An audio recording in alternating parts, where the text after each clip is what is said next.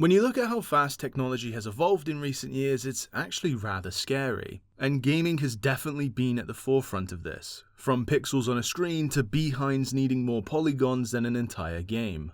With such a fast evolution, there always comes negatives with the positives. Games are becoming way too expensive for the experience they give, but it's also more accessible than ever to make games. One aspect of gaming that's slowly fading into obscurity is the magic of demos. Demos were and still are a great form of advertising, especially since competition is so vast now. With things like Steam sales, why would I buy another indie horror RPG when I can wait for Sleeping Dogs to be £1? When I say the magic of demos, I'm referring to the story surrounding it. The way it was made, the advertising, what it represents, and the effect it has on fans. With all these Steam sales, it's easy to buy a new game for cheap just because you're bored. But back in the day, games didn't have a sale every few months. If you wanted a game, you'd be committing yourself to that game for a long time. Parents were also a hell of a lot harder to convince to buy you a game, and if you weren't playing it enough, you'd get the belt. And if you were playing it too much, you'd get the belt. My Steam library is pretty decently sized, and recently I've been trying to 100% as many games as I can before I think about buying a new one. It's definitely given me a new perspective on games as a whole. Not just appreciating games on a different level, but also how boredom can affect your view. As a creative, it's very effective to know what makes someone bored just as much as what catches someone's interest. That's a video for another day though. There used to be a beauty in the creative ways developers would sell you their games. Advertisement was expensive, but if they could give you a small demonstration of their game, maybe that could work.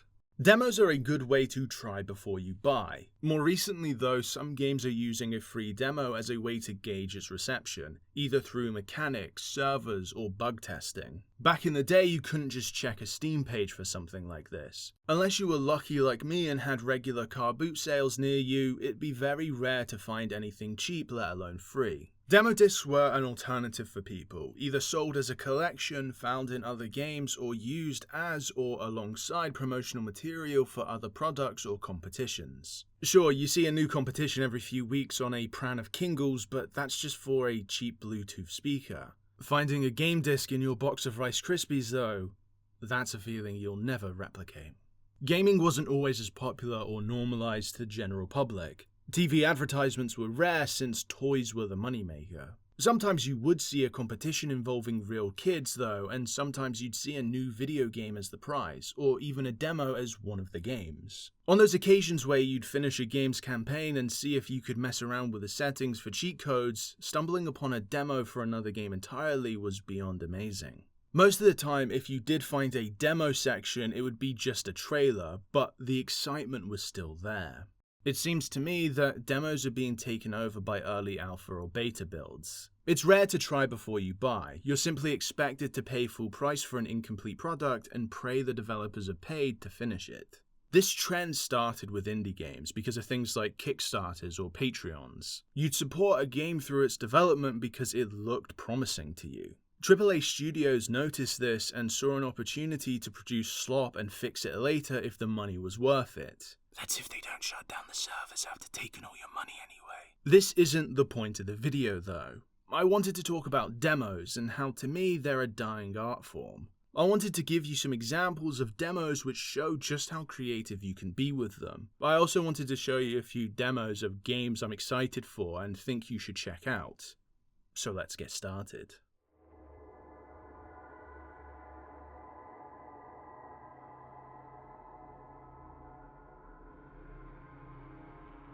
Dead Rising 2 Case Zero was released 1 month prior to the full game and was only purchasable through the Xbox 360's online store. It was a cheap 1 to 2 hour experience made to connect events between the first and second games while showing off what was in store for the second game. More zombies, more interesting survivor quests, less Otis, and the introduction to combo weapons. It also introduces us to the new protagonist, Chuck Green, a man whose only goal is keeping his daughter Katie alive. We're okay now, honey. They can't get in. Frank is my goat, but I've always enjoyed Chuck's more action hero-like personality. It never took away from the story, and his love for Katie was always really sweet. The need for Zombrex also added even more tension to a game with an already tense time limit system. Case Zero isn't that long, however it's not only full of action but has more consistently dynamic ways to save or reunite survivors. You also receive combo cards for completing tasks, so there's more reason for casual players to do so. There's even a shop. If you had a completed save file for Case Zero, you could transfer over your levels and combo cards to the beginning of the main game. I wouldn't say it makes the game easier, but it's still a nice feature. It's interesting as transferable saves were normally exclusive to narrative-driven Choices Matter games like The Witcher or Mass Effect. It's also a demo doing this and not a full game. Dead Rising 1 and 2 are my favourite zombie games, and you can see why. Not only are they just amazing games with so much replay value, but you can tell there was a lot of love and care put into the making of them. With the first game's remake being well received, I hope they include Case Zero and West as a part of the second game's remake, if they choose to make it anyway.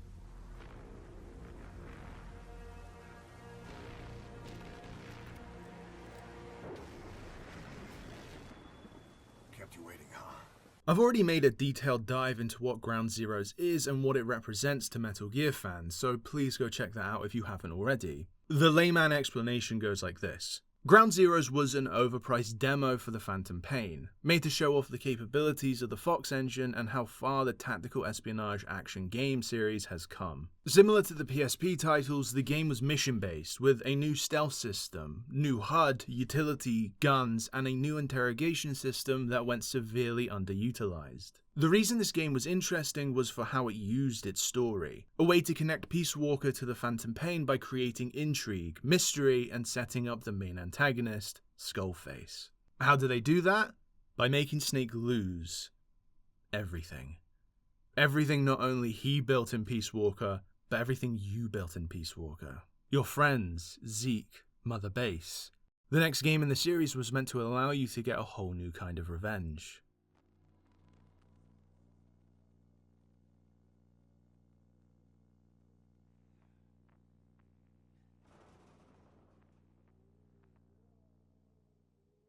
Resident Evil 7 Beginning Hour is as the title implies. It's the beginning hour of Resident Evil 7, but with a few tweaks to the story as a way to deceive the player. The level design and narrative have slight changes, but the biggest is the ending, as depending on collectibles and actions made, there are multiple endings. There's no way this is the game, right? No way this is the protagonist. Where the fuck is Leon? As we know now, the demo was made to show that Capcom were going back to their roots. We really wanted to go back to our roots. Back to our roots. It is the 10th year anniversary of our game, and we wanted to go back to our roots. Looking at our roots. They wanted to use the first-person perspective to focus on the horror and the tension that the game creates for the player. And it worked, saving Resident Evil after the monstrosity of 6. Over here. I had to stand here so he could kick it. It's like, if you're gonna do that, like, have... The issue I have with modern games is how demos are being replaced by unfinished releases that make sure to waste the first 2 hours on tutorials and cutscenes so you can't get that sweet Steam refund. A lot of this has to do with trust in a company though. Video games are ingrained in society now. You know what you're getting from studios and developers. Or at least you should. It's sad because demos were one of the many reasons why people would travel across the world so that they could be a part of conventions like PAX or E3. You'd rarely know what you're getting until it was revealed at these events. Now you just get teasers for the next yearly release of Call of Duty. There is one game I think incorporates a lot of the positive aspects I've just mentioned. A game that potentially saved the franchise through surprise and simple but beautiful narrative. A game with a ton of replay value, and a game that relit passion in people that many thought had died.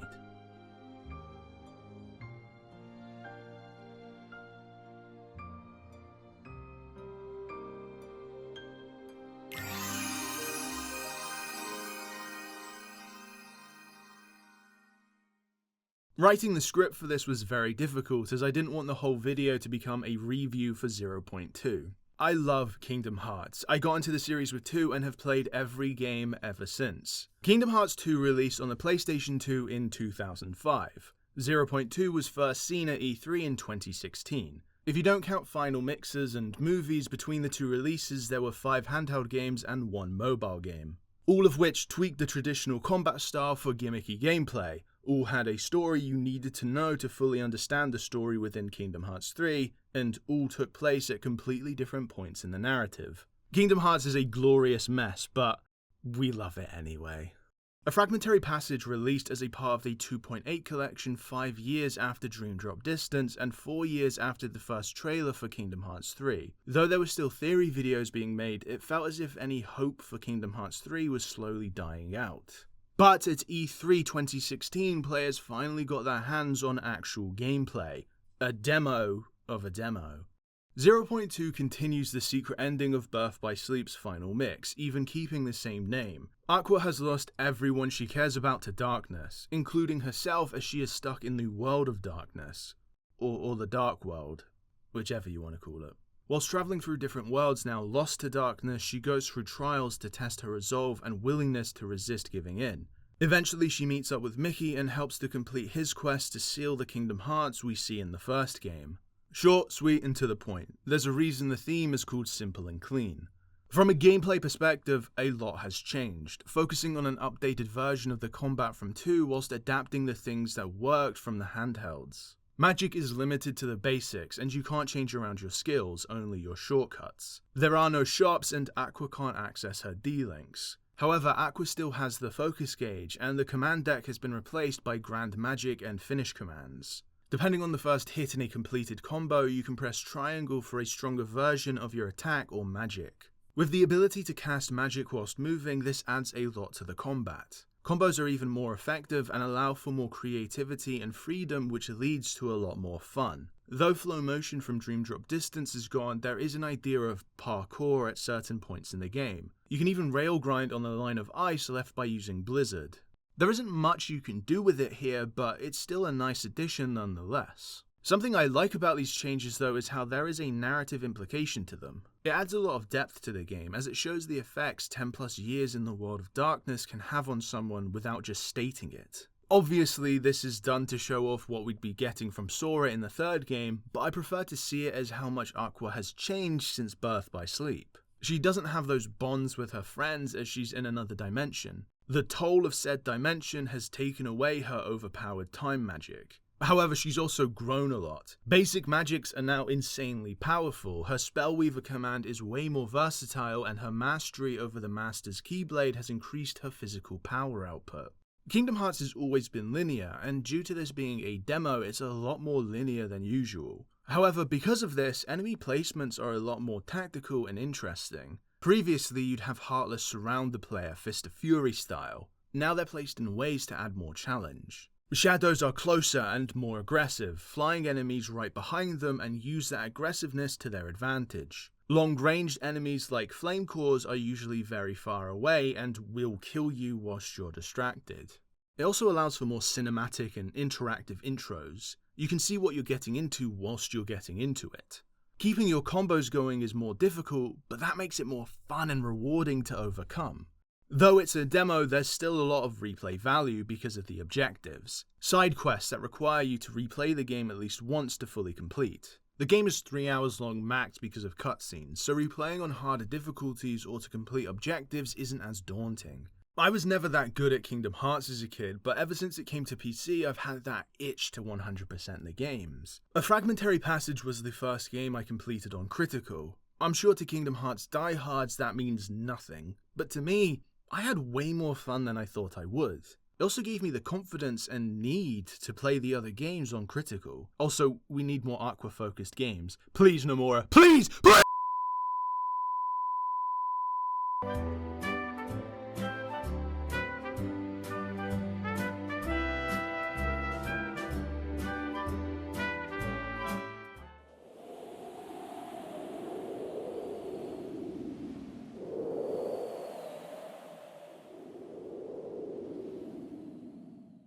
Bokura is a short but impactful co-op puzzle game. You sadly need a friend to play it with though, as the puzzles require you to work together both physically and verbally. You also get a completely different view on both the gameplay and story depending on your character. The game even asks that you not communicate during certain cutscenes. The demo for Bokura Planet takes all the positives from Bokura and adds a unique spin to the puzzles, requiring more communication in ways similar and different to the first game. This time we're in space, and instead of two friends turning into bears and robots, we're two fugitives trying to escape a prison ship, needing to find a recon drone to do so. Reaching the end of the demo, we find said recon drone in a cutscene very similar to when the boys from the first game found the dead deer.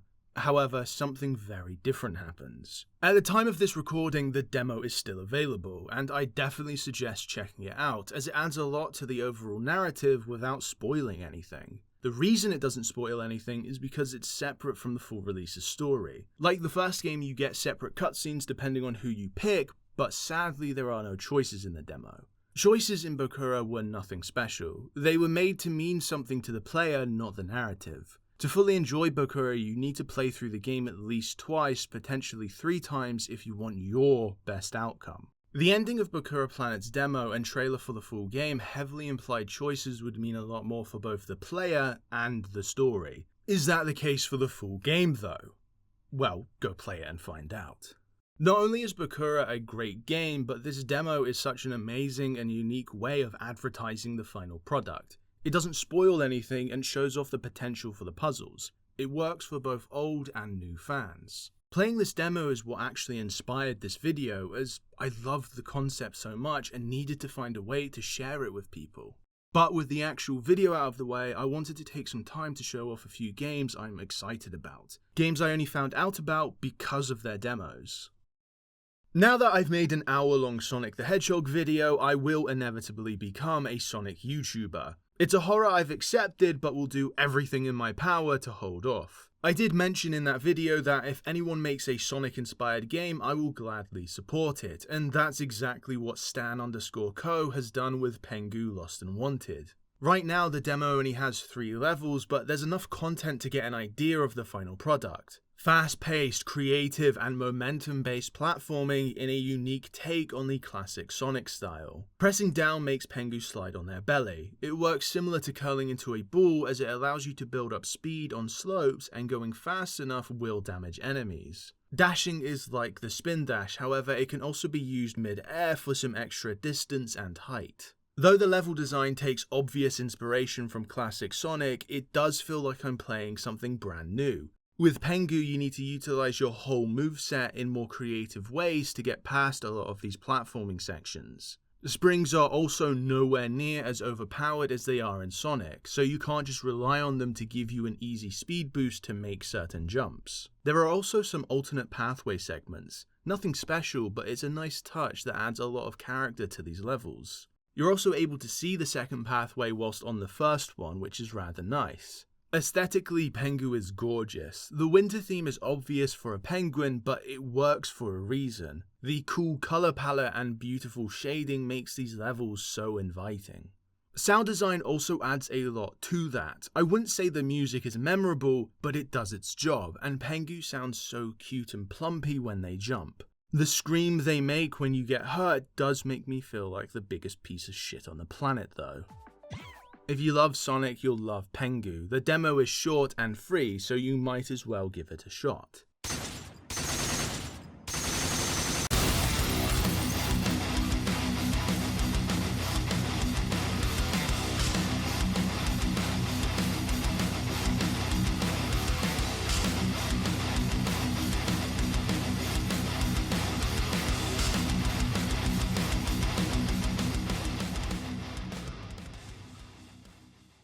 As I previously mentioned, I love Kingdom Hearts. So when I was recommended a video about someone making their own as we wait for Kingdom Hearts 4, I knew I had to check it out. However, I would say Genokids looks and behaves a lot closer to Devil May Cry. I am the storm that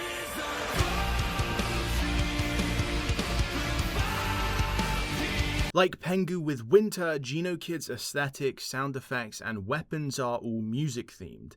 And I'm a sucker for instrument-themed weaponry. I also think the art design is really nice, both in-game and in cutscenes. Like I said, the game is closer to Devil May Cry than Kingdom Hearts, but you can see inspiration from both. The combat is fast-paced like Devil May Cry with similar movesets from both playable characters. You're also able to swap between them on the fly like Devil May Cry's weapon switching. However, you're also able to block and use special flow moves which require a charge to actually use, similar to Kingdom Hearts' magic or command system. Though the combat is amazing, I'm not the biggest fan of this feature. I'm just fearful of being in the middle of a combo, try using a flow move to keep it going and drop it because I don't have enough charge. When a game is based around combos, if there's a feature that prevents me from pulling these combos off that isn't just me being bad, there's a good chance it might not work. There does seem to be 4 playable characters you can switch between in the full release, so maybe that will balance this out. This fear might just come from not being used to this gameplay style though. I'm only going off of the demo as that's the only thing I can do at this stage. There is a lot of potential here though, and enough content to prepare you for the full release. If you are like me and enjoy these combo-based hack and slash games, you'll really enjoy Genokids. I'm a big fan on classics like Mega Man or Castlevania. Not only can you just switch them on and play whenever you like, but you can finish these games within 30 minutes to an hour, all whilst having fun and feeling like you've accomplished a lot in such a short period of time. When the AVGN Adventures released, I thought, wow, the guy who says that all the time made a Mega Man game, that's so cool. Then I played it and immediately unsubscribed from Cinemassacre. However, there are a lot of cool ideas within AVGN 8-bit. Even if the game looks closer to 16-bit. For instance, the weapon's level meter, which improves damage output but like the previous games can be upgraded to the Super Scope. You also have sub-weapons like in Castlevania. They work the same but add a lot to the more Mega Man-like gameplay and level design. The level design also gives me nostalgia for Mega Man 2 and 3, keeping a lot of the fast-paced moving platforms and instant death spikes, whilst making the enemy placements more cruel but in a very challenging way. There's also a few instances of multiple pathways, and I'm always a fan of that, especially for repeat playthroughs. The mini-bosses aren't anything special, but are a nice addition. The main boss fights are fucking bullshit though. I mean seriously, what were they thinking? However, after a couple dozen tries and a lot of crying, you do start to see the patterns and begin to overcome the odds. Yeah, fuck you too, Pepsi Man. I feel like that's why a lot of classics like Mega Man, Castlevania, or Metroid give you such a feeling of accomplishment. Even though they're short, you still need to put in a lot of effort to finish them. However, even if you know what you're doing, it's still very difficult to pull off, and as you get better, you begin to try new things. I only wanted to tickle your fancy a bit with those quick reviews, as what's the point in playing something if you already know everything? I hope I was able to do that, as these are games that I'm very much looking forward to playing. If demos have lost their magic, it's simply because we've all grown up. We have our own money now, we know the kinds of games we like and expect from certain developers. Teasers, trailers, and gameplay are readily available all over platforms like YouTube and social medias. Trying before buying is a thing of the past for AAA studios, and most indies use Kickstarter, Patreon, or itch.io where you can support a game through its development. It doesn't feel as if demos are needed anymore unless it's a passion project you're working on for fun and just want a bit of feedback.